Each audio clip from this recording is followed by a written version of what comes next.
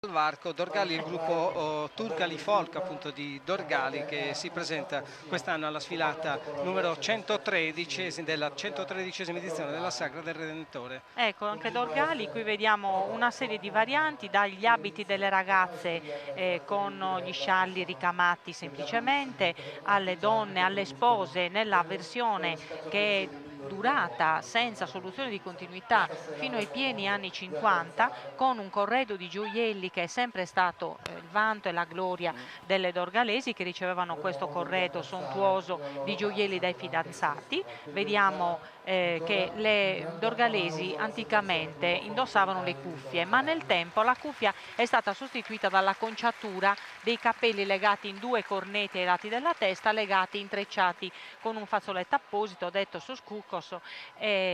Non so se è stata inquadrata già o mi è sfuggita, ma c'era anche un esemplare del cosiddetto Istire Randa, che era la versione di grande gala dell'abito di fine 800, caratterizzato dalla gonna di damasco anziché plissettato come d'uso da parte invece delle donne, con bordi di varia altezza e qualità di tessuto, dai broccati ai lappassi operati, con grembiuli ricamati a seconda dell'uso nuziale o festivo dell'abito. Anche per gli uomini ci sono varianti